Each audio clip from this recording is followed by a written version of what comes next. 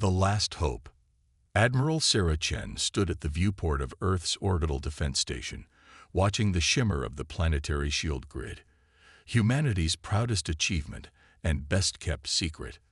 The massive holographic display behind her tracked thousands of defense satellites, automated response platforms, and the combined fleets of Earth's United Nations. Humanity had never fought an interstellar war, but they had prepared for one with characteristic thoroughness. The emergency alert came without warning. A ship of unknown design tore through space-time at the edge of the solar system, its hull bearing the scars of recent combat. Before Earth's defense grid could react, it broadcast a message on all frequencies in perfect English. People of Earth, we are the Galactic Confederation. We need your help. We are losing a war that will determine the fate of all sentient life. Chen's quantum implants were already processing the ship's sensor data, confirming it posed no immediate threat. She exchanged quick glances with the station's AI interface, represented by a hovering blue sphere.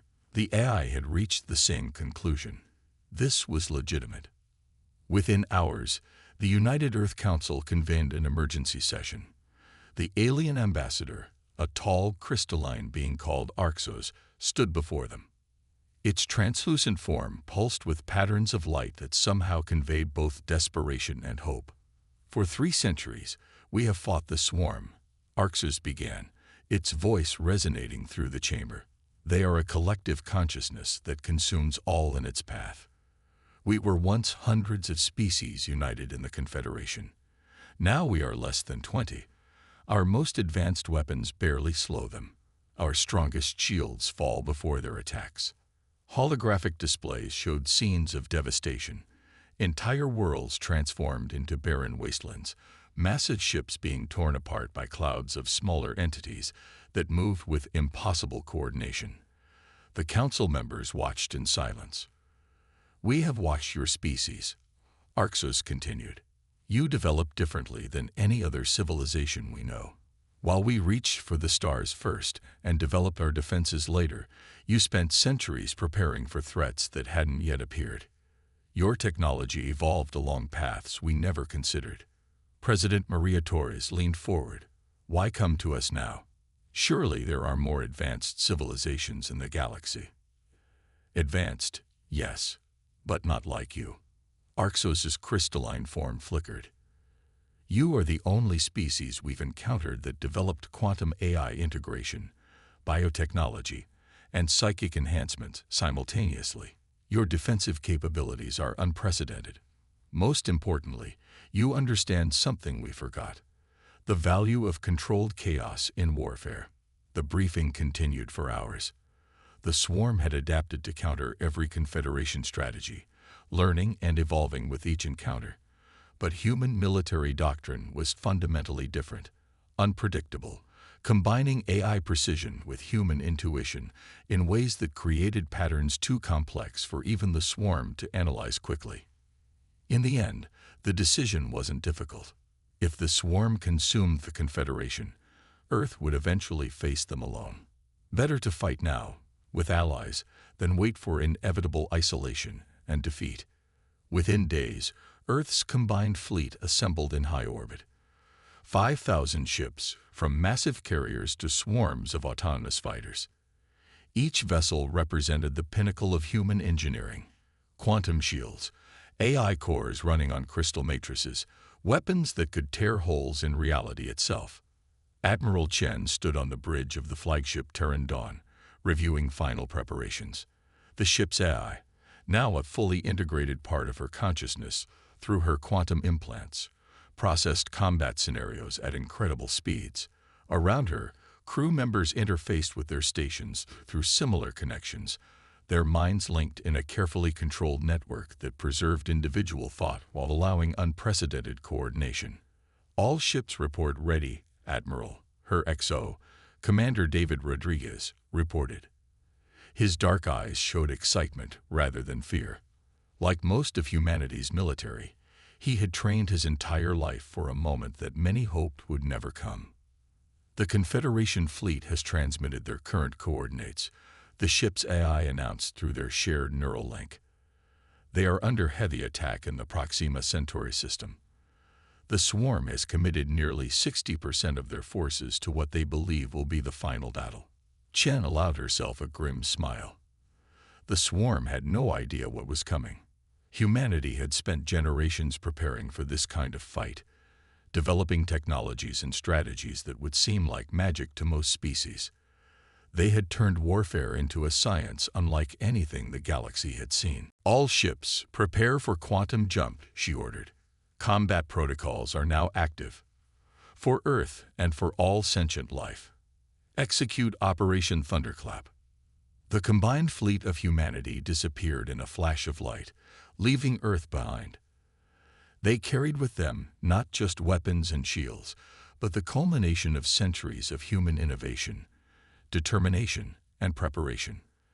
The real question wasn't whether they could win. The question was whether the galaxy was ready for what humanity would unleash. The human factor. The quantum jump to Proxima Centauri took mere seconds, but the scene that greeted Earth's fleet seemed frozen in time. The remains of thousands of ships littered space around the system's second planet, the last stronghold of the Confederation fleet. The swarm's forces hung in space like a dark cloud, their biomechanical ships pulsing with an eerie internal light. Admiral Chen's quantum-enhanced mind processed the battlefield instantly. The swarm ships weren't individual vessels, but rather extensions of a single consciousness, moving with perfect coordination. But that strength was also their weakness. Battle analysis complete. The AI network announced through the neural link shared by all human commanders. Swarm tactical patterns show signs of evolutionary optimization. They've adapted to counter all known Confederation strategies. Then let's show them something they've never seen. Chen responded. Execute Phase 1. The human fleet split apart in what would have looked like chaos to any observer. Ships moved in seemingly random patterns, their formations constantly shifting. But there was order in the chaos, patterns so complex that only the hybrid human-AI consciousness could fully grasp them. From his position on the Terran Dawn's bridge, Commander Rodriguez watched the first wave of autonomous drone swarms deploy. These weren't the simple drones used by the Confederation. Each one carried a quantum core, running combat algorithms that evolved in real time. "Swarm forces are responding," the tactical officer reported. "They're attempting to analyze our attack patterns." Chen smiled. "They can try." The first clash between human drones and swarm ships was spectacular. The drones moved in ways that defied conventional physics, their quantum drives allowing them to exist in multiple positions simultaneously. The swarm's perfect coordination suddenly became a liability. When they adapted to counter one drone's attack pattern, 5 others would strike from impossible angles. On the Confederation flagship, Arxos watched in amazement. "Impossible," the crystalline being whispered. "They're machines. They're not just fighting. They're learning." But the drones were just the beginning. As the swarm committed more forces to counter this new threat, Chen gave the order for Phase 2. "All ships, engage quantum shields and prepare for close combat. Release the Nemesis units." The Nemesis units were humanity's ace, massive combat platforms that combined AI, human consciousness, and quantum technology in ways that even most humans didn't fully understand. Each one was piloted by a volunteer who had undergone extensive modification. Their minds expanded and enhanced until they could process battlefield information like living quantum computers. "This is Nemesis Lead," reported Captain Maya Patel, her consciousness spread across her entire ship. "All units ready for engagement." The Nemesis units moved as one, their quantum shields flaring as they drove straight into the heart of the swarm fleet. Where conventional weapons had failed to penetrate the swarm's defenses, the Nemesis units wielded weapons that targeted reality itself. Space twisted around them, creating localized regions where physics behaved according to human requirements rather than natural law. The swarm reacted with unprecedented speed, their entire fleet shifting to counter this new threat. But that was exactly what Chen had been waiting for. "They've committed to the pattern," she announced through the fleet-wide neural link. All ships, execute Phase 3. Targeting data is being transmitted now. What followed was unlike anything the galaxy had ever witnessed. Every human ship fired simultaneously, their weapons synchronized through the quantum network. But they weren't aiming at the swarm ships. They were targeting the space between them. Reality itself seemed to shudder.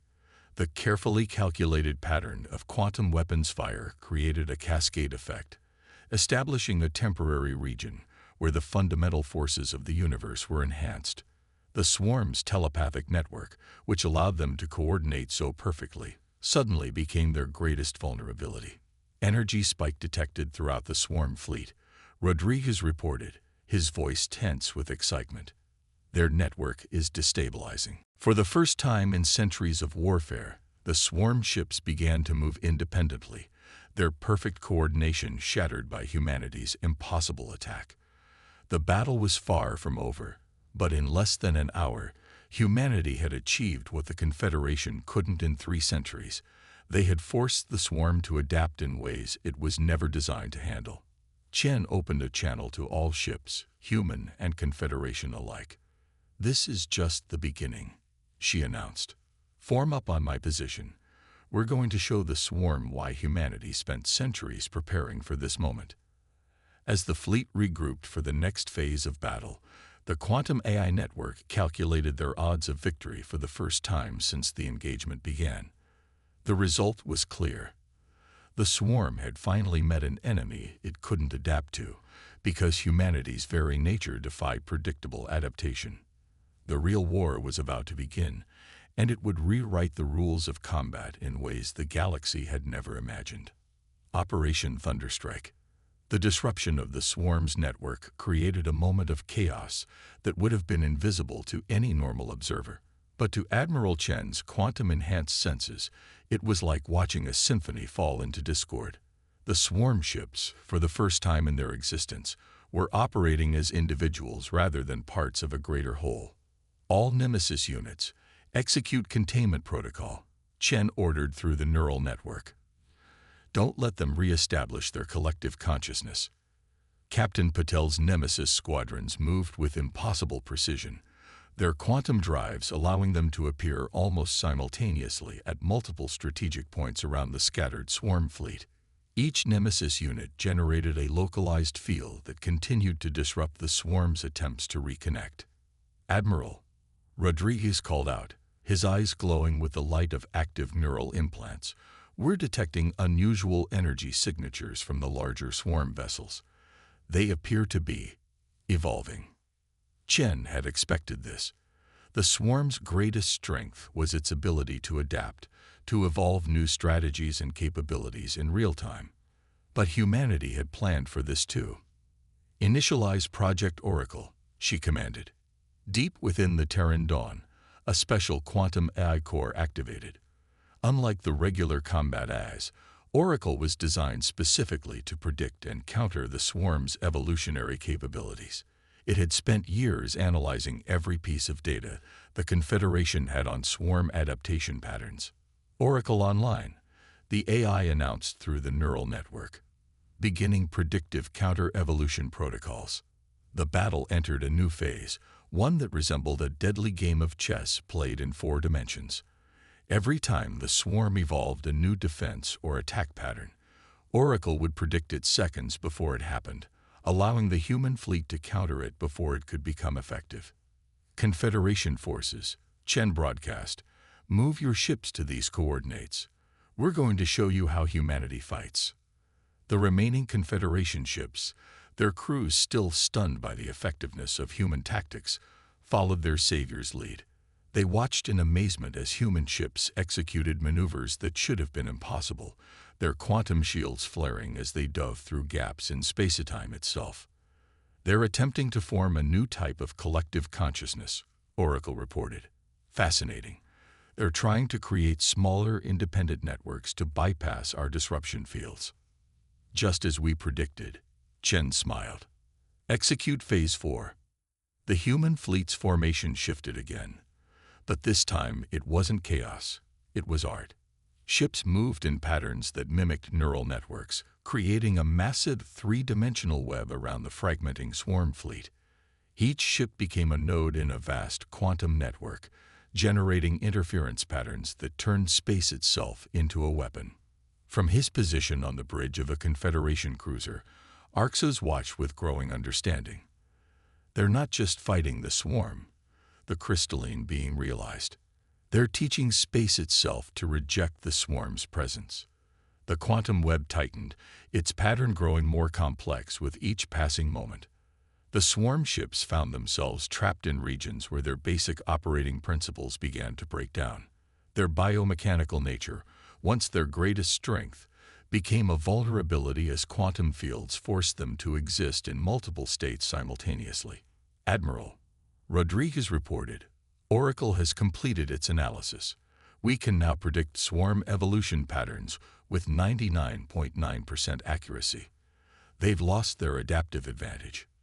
But the swarm had one final card to play. The largest vessels, ancient behemoths that had survived centuries of warfare, began to pulse with a new kind of energy. They were attempting something desperate, trying to tear open a hole in space itself to escape. Not today, Chen declared. All Nemesis units converge on the following coordinates. Project Havenfall is now in effect. The Nemesis units moved as one, their enhanced pilots channeling power that made their ships glow like newborn stars. They weren't just weapons platforms anymore. They were humanity's answer to the fundamental forces of the universe itself. Captain Patel's voice rang through the neural network, calm despite the enormous energies she was channeling. Havenfall protocols engage. All units synchronized, preparing for dimensional lock. What followed would be studied by military historians for centuries to come. The Nemesis units created a perfect geometric pattern around the desperate swarm vessels, their quantum fields interlocking in ways that even the most advanced Confederation scientists couldn't comprehend. Space itself seemed to crystallize around the swarm ships, trapping them in a region where their own physics-defying capabilities became impossible. 3 hours into the battle, Rodriguez announced, and we've achieved what the Confederation couldn't in 3 centuries. The swarm is trapped, cut off from their own nature. Chen opened a channel to all ships. This is their final evolution. Now we end this. The real question was no longer whether humanity would win, but how their victory would reshape the galaxy's understanding of what was possible in warfare. The 5-hour war. In the chaos of battle, time seemed to flow differently. Admiral Chen's quantum-enhanced mind registered that barely 4 hours had passed since humanity had entered the fight. The swarm, for the first time in its ancient history, was trapped and vulnerable. But even a cornered enemy could be dangerous. Oracle is detecting massive energy buildups within the trapped swarm vessels, Rodriguez reported. They're attempting something we haven't seen before. Through the neural network, Chen could see it too. The swarm ships were cannibalizing themselves, breaking down their own biomechanical structures to fuel one final desperate gambit. The energy readings were off the scale. They're going to try to break the dimensional lock, Captain Patel transmitted from her Nemesis unit. The energy they're generating, it could tear this entire system apart. Chen's response was immediate. Initialize Prometheus protocol. A ripple of surprise passed through the neural network. Prometheus was humanity's ultimate weapon, a system so powerful that its mere existence had been kept secret even from most of Earth's military. It represented the pinnacle of human theoretical physics, engineering, and AI development. Prometheus initialization confirmed. The Terran Dawn's AI announced. Warning: this action will permanently alter the quantum state of this region of space. Understood, Chen replied. All Confederation ships, withdraw to minimum safe distance.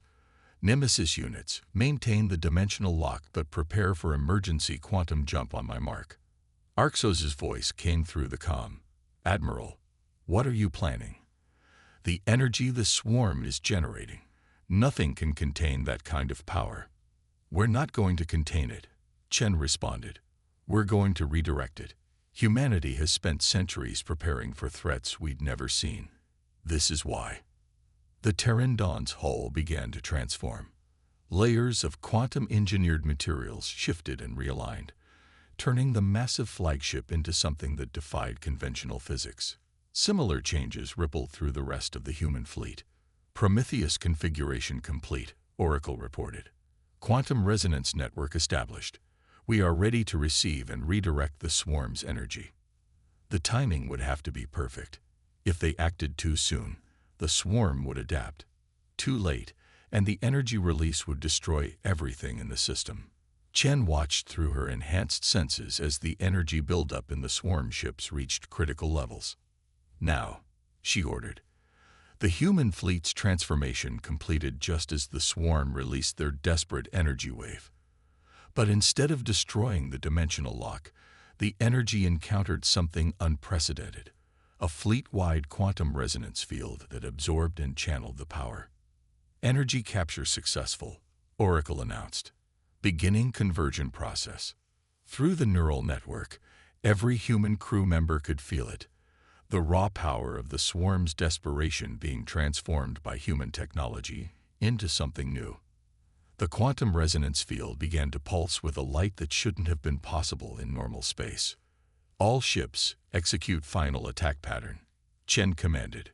Return their power to them. The converted energy flowed back through the human fleet's quantum network, amplified and focused by technology that had been theoretical until this moment. When it reached the trapped swarm ships, it didn't destroy them. It rewrote them. The biomechanical vessels began to break down at the quantum level, their very structure being reduced to base components. But this wasn't destruction. It was enforced evolution in reverse. Oracle confirms, Rodriguez reported, his voice filled with awe. The swarm's quantum signature is collapsing. Their collective consciousness is being disaggregated into individual components. Within minutes, where there had been a mighty swarm fleet, there were now only clouds of inert particles. The greatest threat the galaxy had ever known had been undone not by brute force, but by humanity's understanding of the fundamental forces of reality itself. 4 hours and 58 minutes, Chen noted, checking the mission clock. Status report. All human ships operational. Minimal damage sustained. Confederation fleet reports no casualties since our arrival. Rodriguez paused. Admiral, we did it. We actually did it. Through the neural network, Chen could feel the mixture of relief, pride, and amazement from her crew. They had faced humanity's first interstellar war and ended it in less than 5 hours. Open a channel to all ships, she ordered. This is Admiral Chen. The swarm threat has been neutralized. I repeat, the swarm has been eliminated. Stand down from combat stations, but maintain defensive positions. As the adrenaline of battle faded, the implications of what had just happened began to sink in. Humanity hadn't just won a war. They had demonstrated a level of technological and tactical superiority that would forever change the balance of power in the galaxy. The question now was, what would they do with that power? A new dawn. 1 week after the battle that had changed the galaxy, the Grand Assembly Hall of the Confederation capital world Lumeria was filled to capacity. Representatives from every surviving member species had gathered to witness something unprecedented: the formal introduction of humanity to galactic society. Admiral Chen stood before the assembled dignitaries, her quantum implants temporarily dampened out of respect for species who found such technology unsettling. Behind her, a holographic display showed the final moments of the battle, the swarm's destruction rendered in perfect detail. What you witnessed was not just a military victory, Chen began, her voice carrying to every corner of the vast chamber. It was proof that different paths of evolution and development can lead to solutions that seem impossible to others. The assembled aliens watched in silence as she continued. Many had spent centuries fighting the swarm, losing countless lives and worlds. The idea that a relatively young species had ended the threat in hours was still difficult to process. Arxos floated forward, its crystalline form glowing with patterns that indicated deep emotion. The Confederation owes humanity a debt we can never repay. But we must ask, how? How did your species develop such advanced technology in isolation? Chen smiled. We did it precisely because we were isolated. Humanity has always been driven by two competing forces, our fear of the unknown and our determination to be ready for it. While other species reached for the stars, we looked inward. We didn't just develop technology. We fundamentally changed our relationship with reality itself. The holographic display shifted, showing the quantum networks that had allowed human ships to coordinate so perfectly. Our greatest strength isn't our technology, Chen explained. It's our ability to imagine threats we've never seen and prepare for them. Every nightmare, every science fiction story, every wild theory. We took them all seriously. In the days following the battle, analysis of human technology had sent shockwaves through the Confederation's scientific community. The quantum shields, the AI integration, the reality warping weapons, each represented approaches to physics and engineering that other species had considered impossible or had never even imagined. But now we face a new challenge, Chen continued. We have demonstrated power that could be seen as a threat. Some of you are already wondering if humanity might become the next swarm. Murmurs rippled through the assembly. She had named the fear that many had been too diplomatic to voice.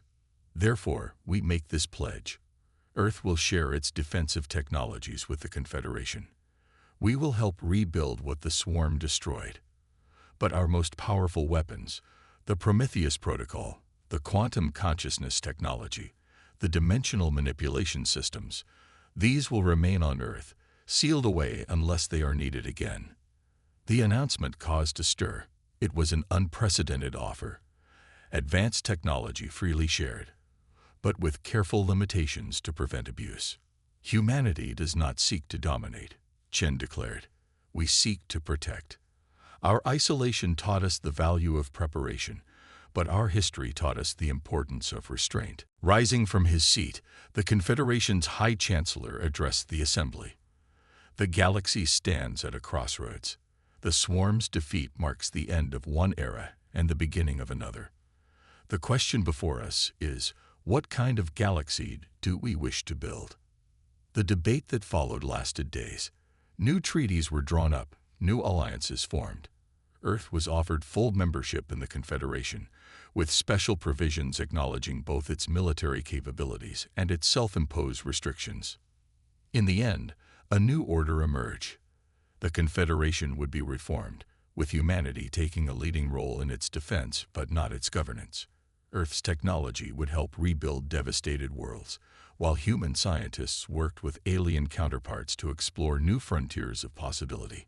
Admiral Chen stood at a viewport on the Terran Dawn, watching as reconstruction ships began their work on a nearby world.